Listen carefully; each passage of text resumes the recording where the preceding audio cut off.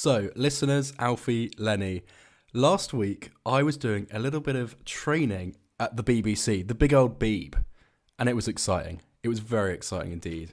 And I met one of my childhood heroes, right? A big old BBC, big name on campus, Chris Jarvis. Okay? Do you know Chris Jarvis? Are you familiar with this guy? I'm going to Google it while you're talking. Okay. That's a no. But he is a famous children's presenter, right? And he's also a presenter. Oh my God, absolutely. Yeah. There we go. He's on Radio Solent, right? And within seconds of me meeting him, I instantly fanboyed. I was like, Chris, I'm a huge fan of your pantomimes. I grew up watching you. You are brilliant. Okay? I really fanboyed over it. And he said, oh, that's wonderful of you. Actually, are you an actor? I said, no, but I've got a film podcast. He said, oh, right, I was just asking because tomorrow we're doing auditions for Dick Whittington and you've got the perfect frame for Dick. Was that intended as a joke by him? Or? No, I don't think so.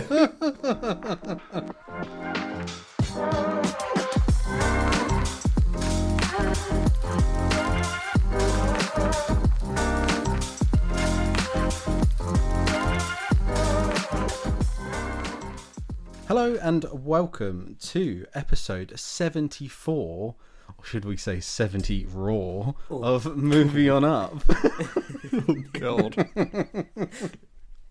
Highbrow. Clever. With your hosts, me, Alfie Walker. Me, Adam Brontosaurus Barlow.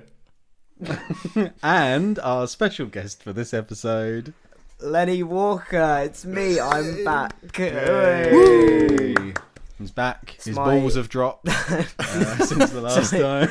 They may have that might actually be the case, yeah. It's my yearly, it's in the contract, you know.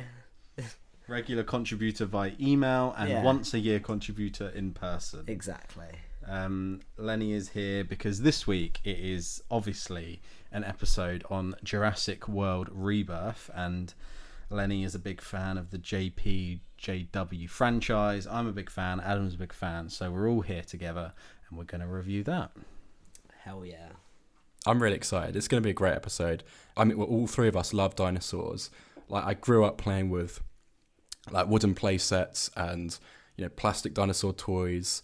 I loved the Lego Jurassic World wave they did in like 2015. I think I got almost all of the sets. Just love dinosaurs, man. So this franchise is a real soft spot for me. On the website where we've got our favourite films, I didn't ask Adam when I did it, but I put down, I thought Alfie's favourite film is Jaws, and then for Adam's, I said Adam's favourite film is Jurassic Park. And I think that's quite a true statement, right? Even though there's plenty of other films that you love and different genres and stuff, like the same way Jaws is mine, I feel like Jurassic Park is like your OG good film. Yeah, definitely. I think it's one of the rare films that I'd be happy just watching like 10 minutes of. If it's on TV, I don't care what part it is, I'll watch it. Like on the plane, I downloaded it. I also had a few podcasts to listen to, so I sort of prioritised them. Only had time to watch like the first sort of 45 minutes of it. You know, like, I think there's literally one scene with a dinosaur in that. It's the baby raptor, and then I guess the scene right at the start. But beyond that, that was the only dinosaur action I actually saw. And I still loved it. It's just them talking, the character dynamics, the settings, the music. It's all brilliant. Absolutely. Should we start off the podcast by saying where you are, Adam? Let's give us a bit of get to know what's going on in Adam Barlow's life right now. Yeah, so I am in Alcudia in Mallorca, off the coast of Españole, and I've just whooped back what looks like a sausage roll, but was actually this kind of pizza roll type thing from Lidl's, or Costa del Lidl, as it's called over here. It was. Can see your Spanish is flourishing. Yeah, really. Sí. Did you take classes before you went, or? No, I just copy what other people say, really. Sí, no comprendo. My favourite thing is when you order a drink and then you just go, thank you, gracias. Or you go, can I have a pint of lager? Gracias. Yeah. It's so bad, isn't it? And then you like speak this. Also, I kind of find it a little bit offensive how you can walk into a bar just by the clothes you're wearing and by the lack of tan. They just go, hello, what can I get you? Like, not even going to try. Not even going to try with this one. Not even an attempt to be Spanish. Like, they just go, oh, look at him, he's pale. Hello, do you want a beer? Like, Yes, please. yeah. And who am I to deny? But yeah, it's lovely out here. It's, dare I say, it's too hot. I am in this room where the AC is just, I mean, it's spitting out about, I don't know. It wouldn't even blow out a birthday candle, I'll say that. So that's what I'm dealing with at night. But apart from that, the pool is lovely, and the views of the mountains and the palm trees, yeah, it's gorgeous. I have been slaving away at work and in the house as usual, but this is quite cool. This might be worth saying on the podcast, but last week Lenny had like do you remember doing like the school summer shows where like the end of the year they'd get all the kids who can actually do a talent in a room, and they bring all the parents in and they go perform monkeys. Lenny was part of this last week, and he what songs did you perform? So I play the guitar to Valerie by Mark Ronson featuring Amy Winehouse, and as well I did a little bit of singing and sung Park Life by Blur. And so it was excellent. It Oh, was that's so sick. cool. And I don't want to do bias, but it was him and his friends who were in the band were absolutely the best ones there. shout I'm sorry. out to Owen Morris and Brody Young and Wally P and Savannah. There you go. You guys get shout outs. There we go. I guess that's the thing we do now. We'll have to cut that out unless they reshare the upload on their stories there. Oh. Yeah. No, it was excellent, bless him. It was really good, and he was singing proper Chavy Park Life, like shouting at the top of his lungs to it was the big finale for the show. It Brilliant. was absolutely excellent. Yeah, it was really good. So seems like the three of us are having a good time.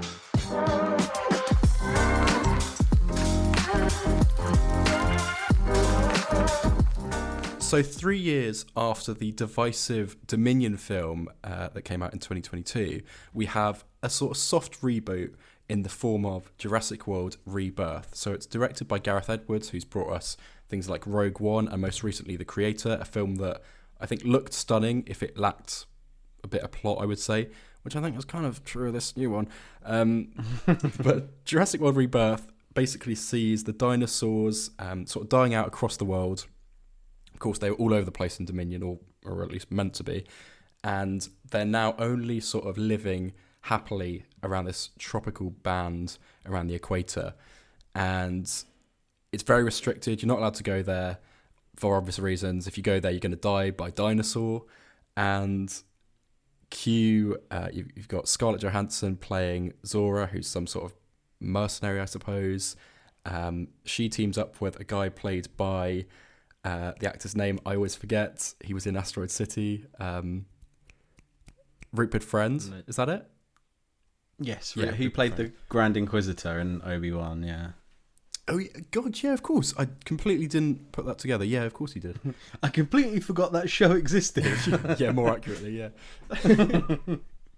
Also, people slated that because he didn't look very accurate, did he? But anyway, he's very menacing in this film. I liked him. And you've also got thrown in there Mahershala Ali. You've got Jonathan Bailey wearing some slutty little glasses, and a sort of just a random family in there to sort of be, to add the stakes, I suppose. They meet up and they're on this island together at the equator, fighting dinosaurs. That's the setup. It's pretty much the film as well, to be honest. Not that much more happens than that, but.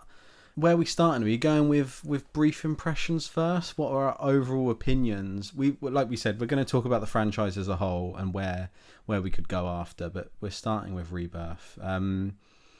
I'll go first. It was a good film. I enjoyed watching it, but it was not the film I wanted. It was not the film that going in I thought we were going to get either. I don't know what I expected, but I didn't expect that. And yeah, don't get me wrong, I still think it is one of the better Jurassic films because some of them are really poor, but overall it wasn't exactly what I wanted, and we'll go into that more. But yeah, go on, Adam. What was your opinion? I think along the same lines, really. I think if I'm thinking objectively, this is a bad film, but for people like us, I think who love dinosaurs, and there are some actual great scenes in here that we'll get onto that I think are up there with the best, not only in this film but of the franchise. So like that really just struck a chord. I was like, that's perfect. I wish the rest of the film was like it. Yeah, I do think I enjoyed it, but I'm definitely biased towards these types of movies. Yeah, I think it feels like potentially how we felt with Frozen Empire, where we really enjoyed it, but yeah, in the grand scheme of things, it might not be as great as we're leading on. What about you, Lenny? How did you feel? I love Jurassic Park, whatever, so I'm incredibly biased towards it. So I'm always gonna, no matter what they put out of it, even the shitty little Netflix shows and whatever, I'm always gonna be biased towards it. But I do agree with you guys that it wasn't exactly what I was looking forward to. There's some great moments in it, like you said, yeah, but yeah, basically got it.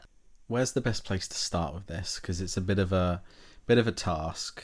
Should we start with the positives? Let's get them out of the way. Let's start on a good note. What did you like about the film? What were things that you enjoyed and you were happy with? Because you've said there's some of the best in the franchise, and I agree with a couple of scenes. They really are excellent.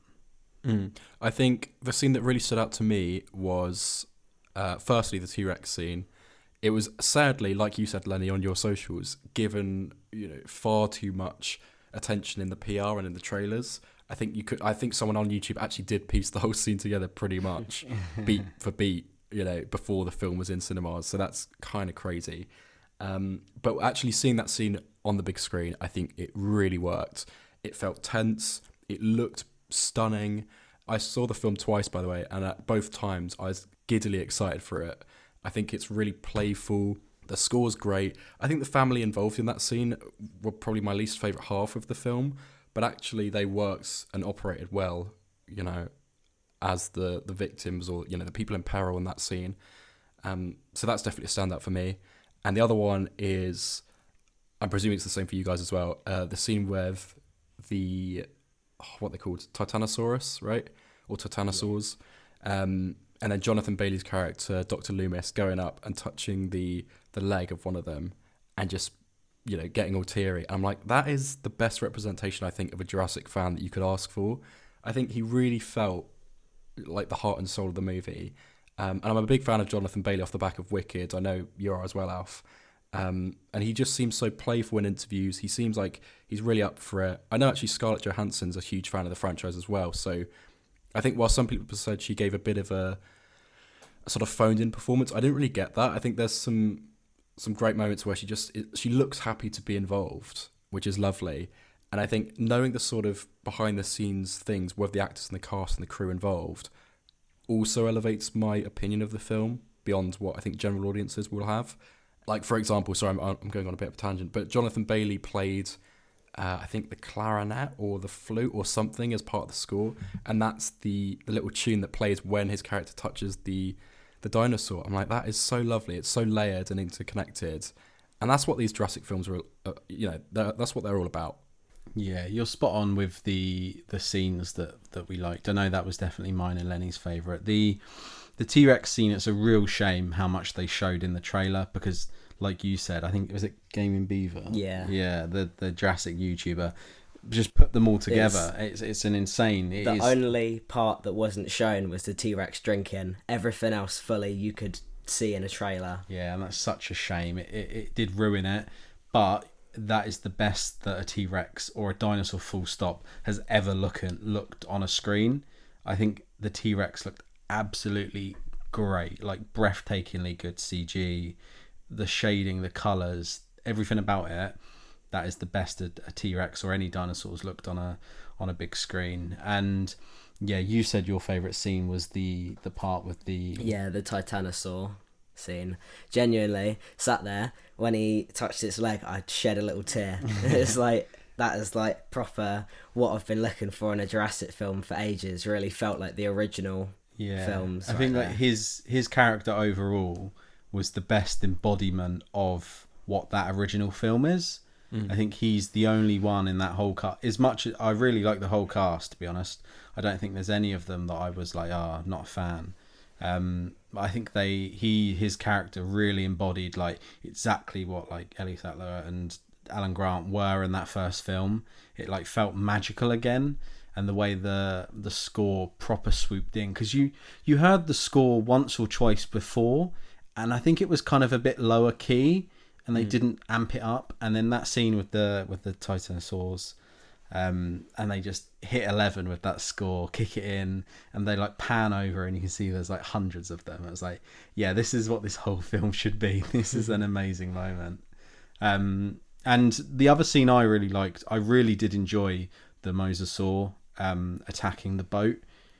I think it's definitely just because it felt like a Jaws. It felt like a Jaws film. It felt like Godzilla -1. It felt like that, and that's why I really did love it. I think it's maybe my favourite scenes in the film, and I think also it's because we hadn't seen all of it.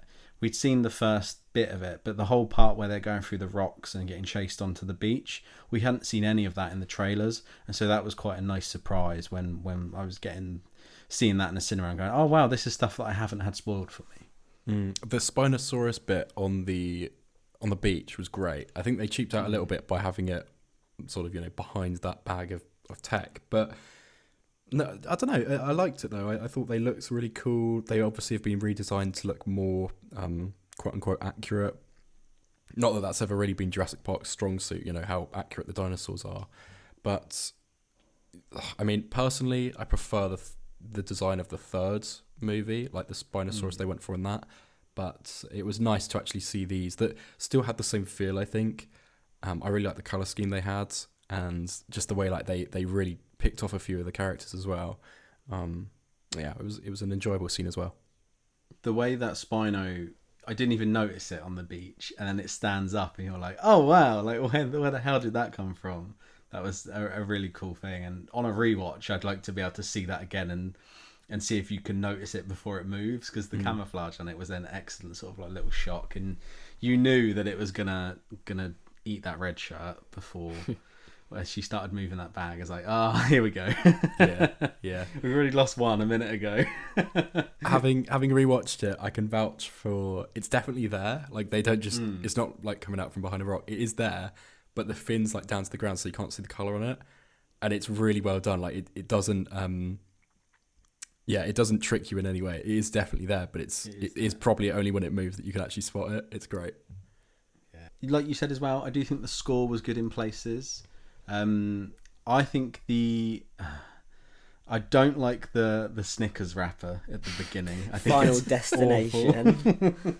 I think it's really horrible. Actually, I think that is an awful way to set your film off. But the title drop when the red light comes on and the black and the music really kicks in, and it sounds so evil. Like me and Lenny both looked at each other in the cinema like, oh wow, this is cool. Like like you said, goosebumps for sure. I wanted to mention it. I feel like you're gonna have something against this, Adam, right?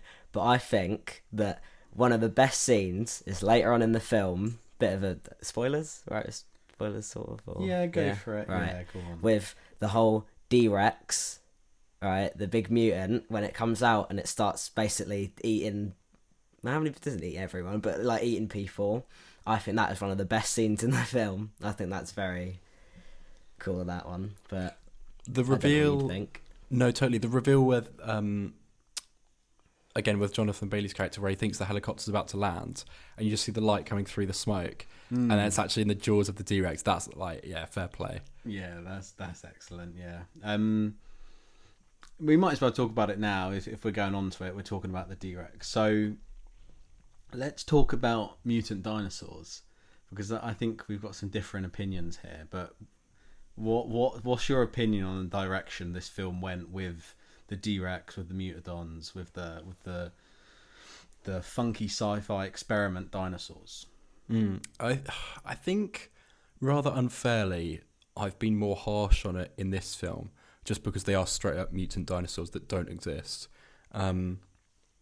Whereas with the Indoraptor and with the Indominus Rex, in Jurassic World and Jurassic World Fallen Kingdom, I think I was more open to the idea. Like, I think they look more realistic. I'm kind of like, yeah, that could be a thing. But the D-Rex with 6 arms, and when it's so clearly just a rip-off of the Alien from the Alien franchise, that's where I take issue with it. And I'm also right, is this really the spiral we're just going to go down from now on? Because they'll definitely do another one. So I just wish they'd steer away from that. But I think they've sort of got their heels dug in, and they've sort of committed to this for better or worse. So I didn't mind the D-Rex. I think the Mutadons are a step too far.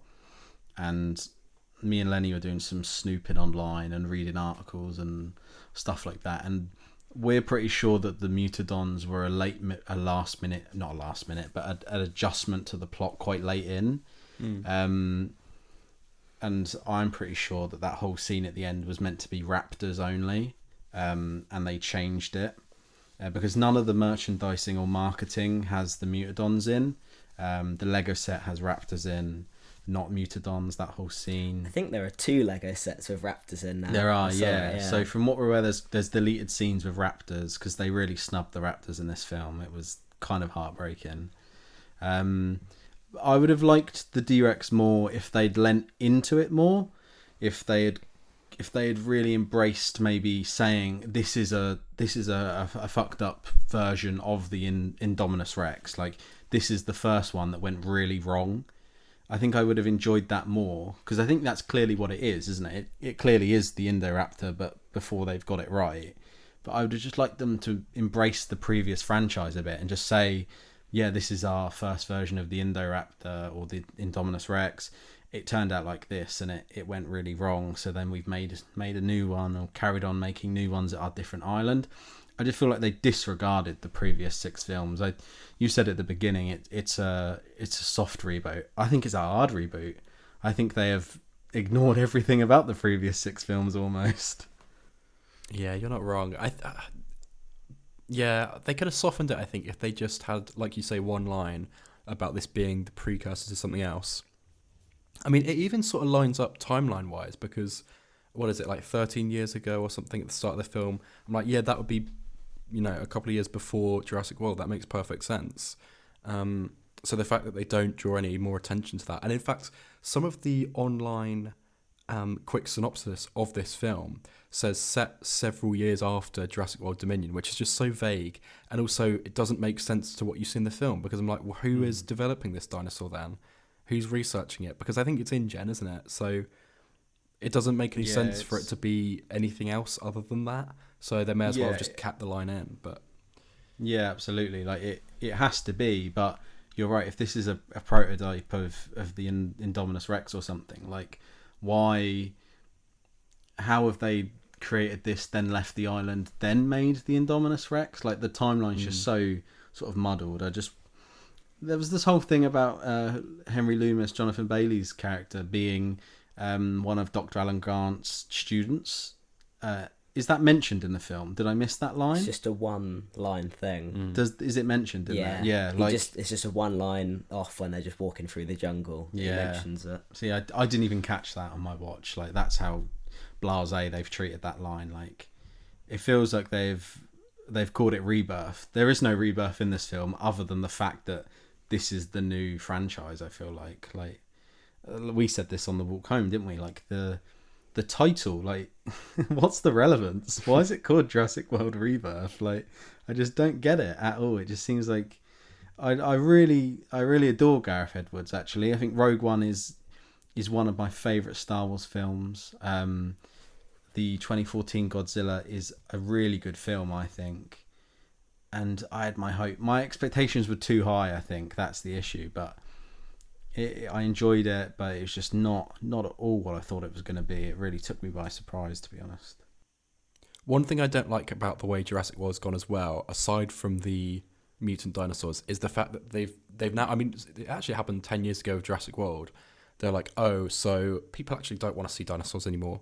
They just want to see big old monsters. Like, that's the whole point of the Indominus Rex. And I mean, if they could have like at least scrubbed over one detail from those films, scrub over that rather than anything else, because that's such a weird strange thing to do. It's almost like they've gone in the same direction that Star Wars has gone, and Indiana Jones, and I mean to a little bit, to a certain extent, Marvel as well, where they're almost at war with the fans. And I'm like, why would you set your world, like, everyone's coming to these films for dinosaurs, so don't then make every character in the film disinterested in it, because then that instantly blocks you out as being as having any representation in the film, which is where I think this film does better than other films, than the other world films, because of Jonathan Bailey's character. But my point is, like, if you go back and watch Jurassic Park, the wonder of it is through seeing characters react to everything and also experience the wonder that the audience is having. So, like, Ian Malcolm, all the characters in that original film are absolutely flabbergasted and scared and excited and, all the emotions under the sun, because of these dinosaurs that are right in front of them. But if you make every character in it just be like, oh, it's like an annoyance, like a mosquito flying around them, like, it removes tension, it removes any sort of adrenaline from the scenes, and it totally just, it's not as fun anymore. It's just like, oh, well, here we go again. And it feels like a cash grab, both within the film and outside, and it breaks the fourth wall for me. And it's really tough. I think again, because of Jonathan Bailey's character, thank God, it's not as bad in this one.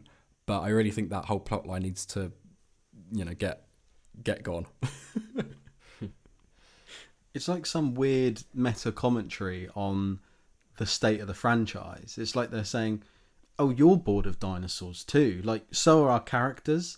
It's such a, like you said, it's such a weird choice to, I feel like subconsciously even, maybe you're making the audience feel that way. Like, even in 1, 2 and 3, you have awe and terror from these dinosaurs. Like, even by the third film, we've seen these raptors before, we've seen this before, and yet when you watch those films, it's still a cool moment seeing them. And then, yeah, you're right, as soon as that first Jurassic World film kicks off, the first thing they intro with is saying people are bored of dinosaurs, which is insane. Like you said, people still go to zoos, and zoos have existed forever. People wouldn't get bored of normal dinosaurs. They're just, you've summed it up perfectly, mate. But it's just such a weird choice by Universal to talk about how boring dinosaurs are. Like, no, they're not. Yeah, like, what kind of world are they setting it in? So in Rebirth, right, dinosaurs have been back for 32 years. I mean, I'm trying to think of something that's been around for 32 years, or that amount of time that people still love. Like, most things, let's be honest, like, most tech has been developed in the last century, and we still use it in our kitchens or in our households, whatever it might be. I mean, cars, like, that's, people are like, oh, people want electric cars now. No, they don't. They want the stuff that's burning up the fossil fuels, right? So it's along those lines. And I think, genuinely, if you were to, I mean, people are trying to replicate the mammoths, right, to kind of stop global warming in Antarctica or whatever. If you brought back a mammoth, I, for one, would be incredibly excited about this. But I don't know. I don't know what they're thinking by... It's like the producers have just gone, well, if you can't beat him, join them. Like, no. You've done this. You've done this yourself. You've made the franchise messy, not us. Adam, have you seen a giraffe before? I have, Alfie, yes.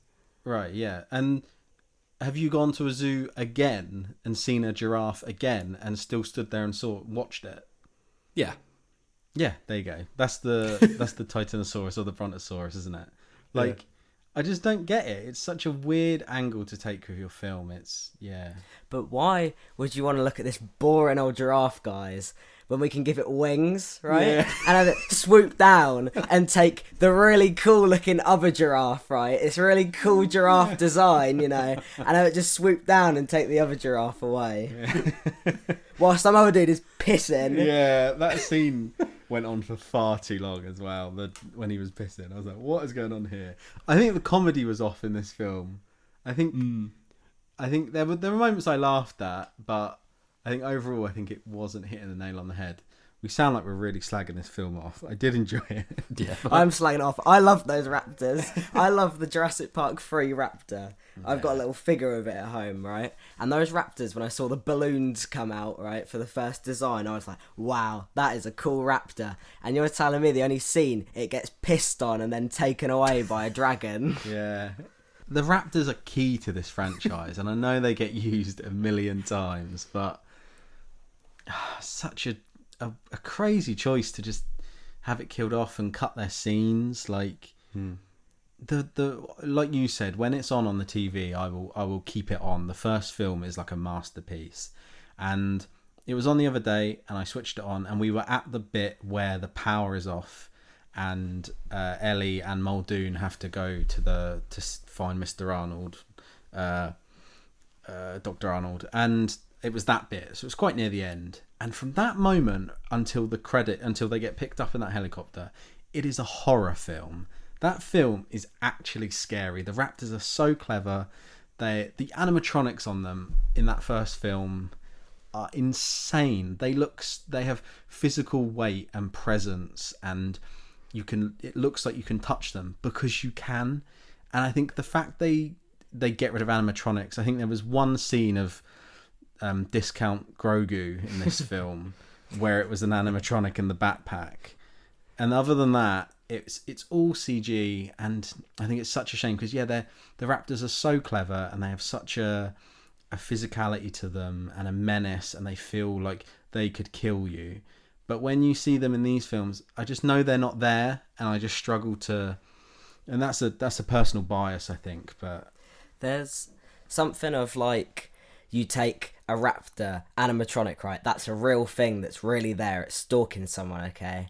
But then you have like, there's other things as well, like other franchises. When you take a person, that's scary. When you give that person wings and you make them a monster, that's not believable. Yeah. You can believe an animal stalking someone, that's scary. But when the person you can't believe it when they're a blob walking, like Resident Evil, when they slowly turn into a big gloop monster, this slowly gets less believable if you get something like that. Absolutely. It just becomes less real, doesn't it? And then your suspension of disbelief just goes out the window. It's a catch-22 though, because they technically are moving as quickly as they would do if they're alive, and they look more accurate, and their scales are maybe quote unquote better, whatever, all those details. But in doing so, because it's all CGI, like you say, it just doesn't work. Like, it technically looks better, but it doesn't. Like, that's a really rubbish criticism, but it's just so. No, it's like the animal version of like the Uncanny Valley. Your brain just knows it isn't real. Like the Grogu puppet, like not the Dolores dinosaur in this, actual Grogu. When he's a physical puppet, there's that whole thing with Werner Herzog, isn't there, where they were filming the first season and Grogu was going to be CGI, and they only had the Grogu dummy for like a prop, and then Werner Herzog said, like, no, don't be cowards. Use the dummy, use the puppet. And from that moment, Favreau went, okay, perfect, we'll do an actual physical puppet. And look at the merchandise. If Baby Yoda, Grogu, wasn't a physical puppet in the show, I don't think it would have caught on. I really don't. There's something about physicality that I think people love still to this day. And enhance of CG, absolutely, but I think you lose something when you just do fully digital. And I know it's cheaper, but which is a weird thing to say.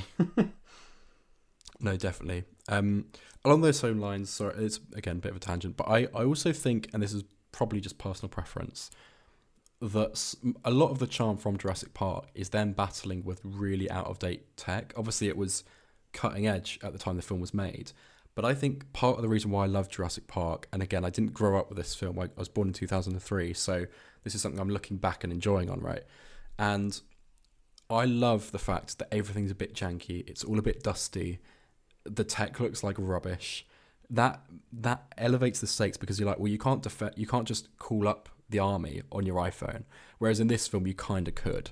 Like, I think, again, it's more of a criticism of just bringing back this franchise at all and not saying it as almost a period piece, but it's really difficult, and I get it. It makes sense to modernize it. That's where part of the fun was in Jurassic World, and all the promise of Jurassic World with dinosaurs in the real, modern day society.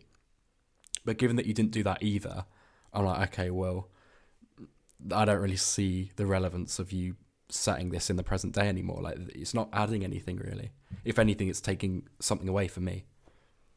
Yeah, that was one of your main criticisms, wasn't it? Is that they left the sick film, right, as much as I didn't like it or as much as it's criticised, they left it at a point where they went, right, dinosaurs are on Earth now, they're on mainland Earth, you can do what you want with them. And then before we even get an opening crawl or a title logo, we've got all the dinosaurs are being killed off.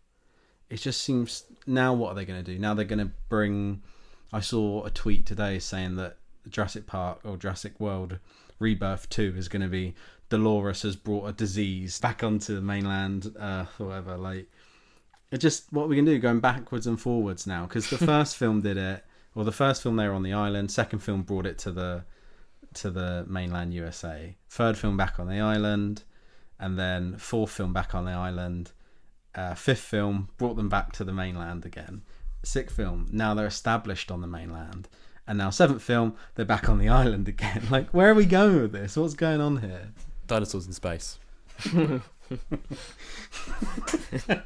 already got dragons taking raptors away. You want to just shove them in space already? Do you remember that rumour that they were going to breathe fire? I honestly thought that was going to come true at one point, believe me.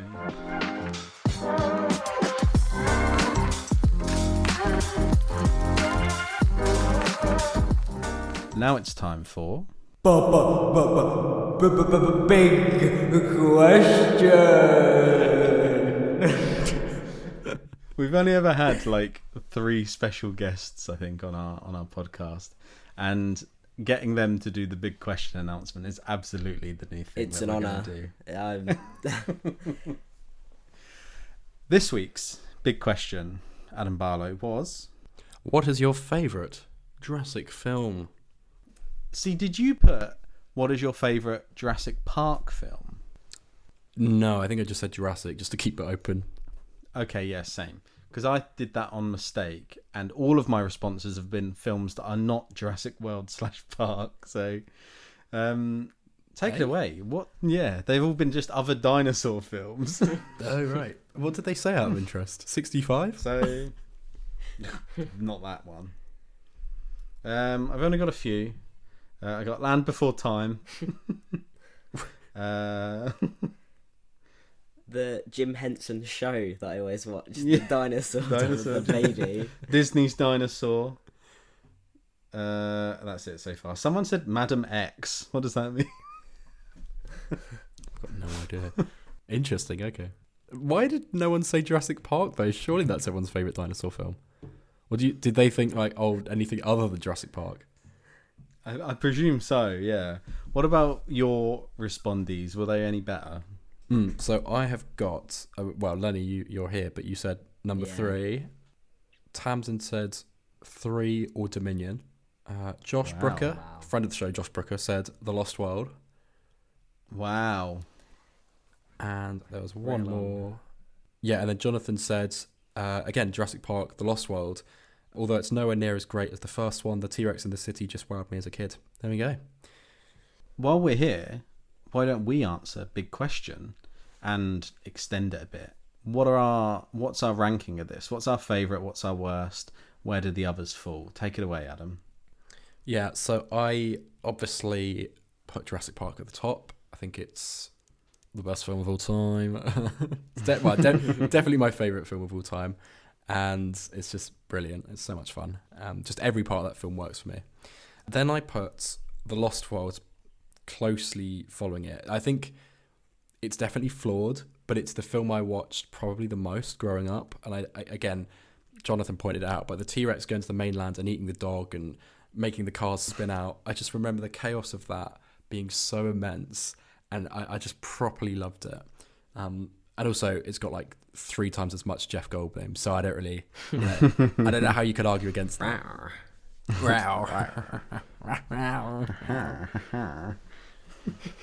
Etc. And then below that, it gets a bit tricky because I kind of have like 3 or 4 of them all bunched up together. I think Jurassic World Rebirth, although I have many issues as discussed with that film, I think those few scenes that do stand out really elevate it, and as I say, are some of the best in the franchise. So I think that's up there alongside Jurassic Park 3, which I'm sure you guys will talk about. It's very jaunty, but I just love it. I think the set pieces are brilliant. And then after that, what would I say? Jurassic World's probably in that. I really like Dominion, actually. That's such a hot take because I know everyone hates it, but I think Dominion is really cool. It's an insane take. I know. It just brings back the original cast. And am I a sucker for nostalgia? Yes. So, yeah. It's up Am I there. a JP shill? Yes. Yeah. Fallen Kingdom, I don't like. That's at the bottom for sure. Go on, Lenny. What's your ranking? Well, I love 3, right? But obviously you got to have number 1 at the top. Nothing beats it. Best film ever, right?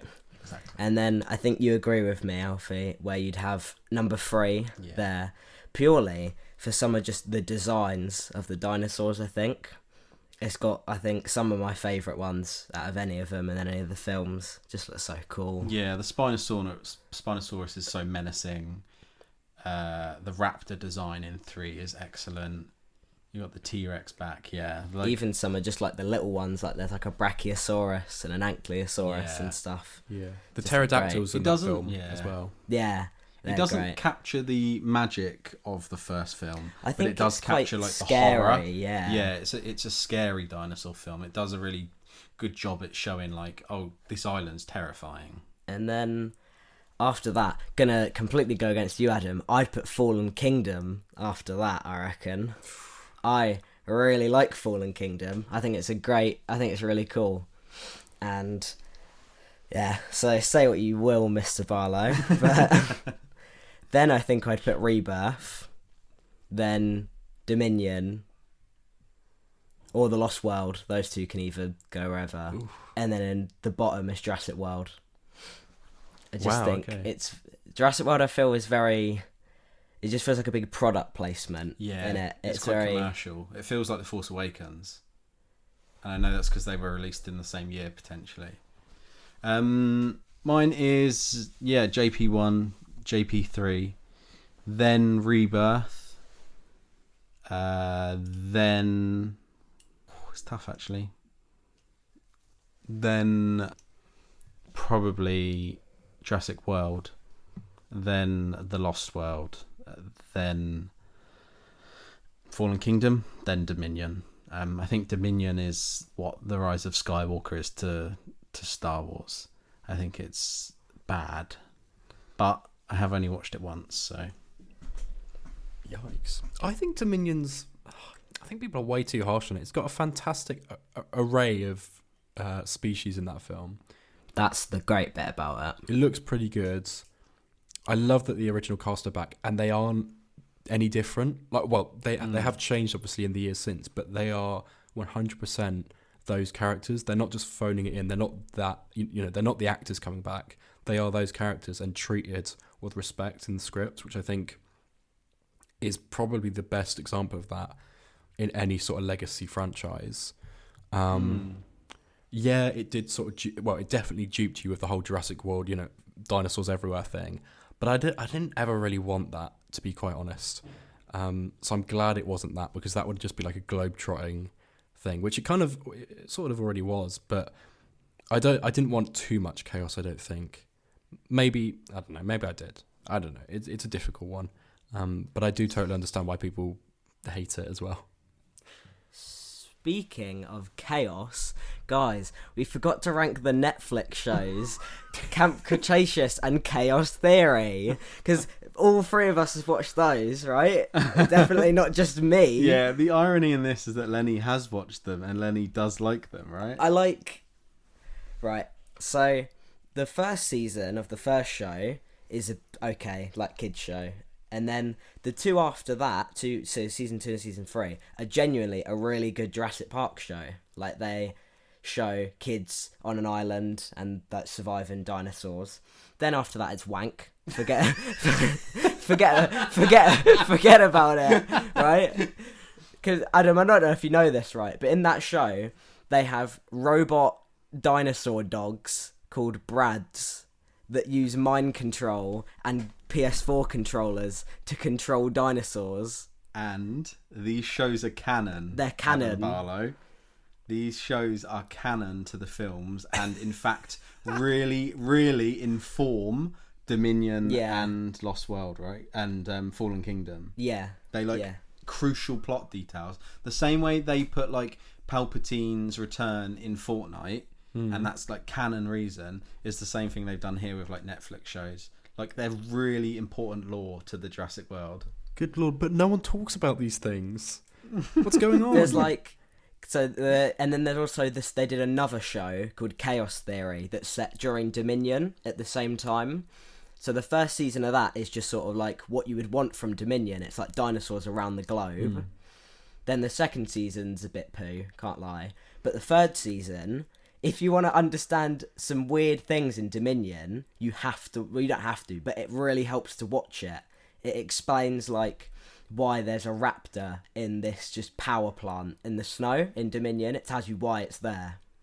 It's kind of crazy. It's just bonkers. This Netflix kids show is like crucial to the lore. Is there any cameos from like Jeff Goldblum and Alan Grant? There's Dodson. Dodson, we got Dodson here. It explains the Barbasol can. What happened to it? What, in the original? Yeah, it's just they're walking along and it's just washed up on a beach, and he just picks it up and goes, "Could have used this a long time ago," and that's why it's on his shelf in Dominion. That's crazy. Like actual lore explanation. Go watch some YouTube videos on it, Adam, because it's crazy. Like it's actual lore. It's so weird. Yeah, maybe I will. Do you know what? I did try to watch Camp Cretaceous back when it came out, but it obviously because they churned out these series as well. It's worth saying that they've really hammered these home. But I remember watching the first series and not getting to the end of it just because it was so much. I didn't like the animation of the characters, like the human designs. I didn't love. I think they do get better though. I've seen the animation does improve, and I remember them being. It was just them like being happy-go-lucky on a tour basically, and one of them gets like a baby dinosaur. They're like, "I'm gonna keep this as a pet." I'm like, "Oh no." So yeah, I fell out of interest with it. Another bit of crucial lore, guys. So season 3 of Camp Cretaceous, that's like the best one. There's a prototype called E750, the Scorpius Rex, that is the prototype of the Indominus Rex and the Indoraptor, and it's got poison quills, and it's so that's like actual deep lore. That's so funny. It's like a whole massive thing that's like the missing link between Indoraptor and Indominus Rex or something like that. And it's just in the third or fourth season. Also, another one, the Jurassic Park 3 Spinosaurus is on another island in season 5. So this other company, not Biosyn or InGen, have taken the Spinosaurus somehow, and it's on this other island, living with these robots being controlled. And there's also other hybrids. There's like another group of hybrids. Oh, it's awful. So your messages, go away, guys, and watch the Netflix shows because they've got some real good lore in there.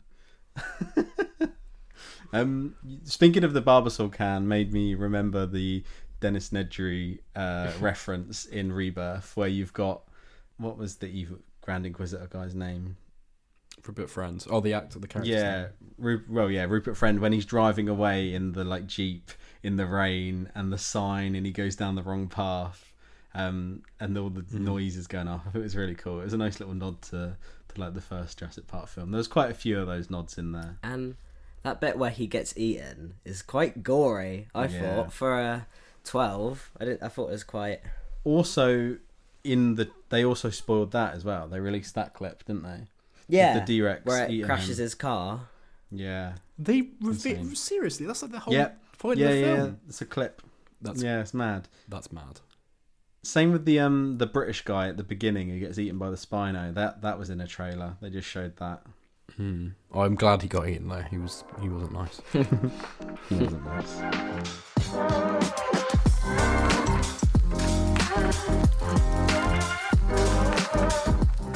Thank you for listening today, guys, and thank you, Lenny, for being on as our special guest. It's been an honour, guys. Thank you. We do like these films, by the way. I promise. These are good films. Go watch them.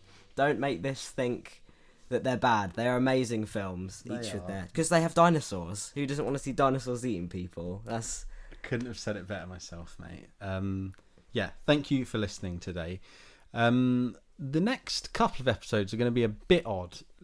Adam is currently in Mallorca. Pure coincidence, me and Lenny are going to Mallorca.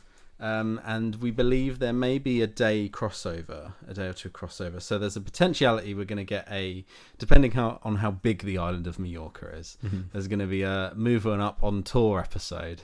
If that doesn't happen, you're probably going to be missing a week episode. It's going to be a bit all over the place for the next week or two.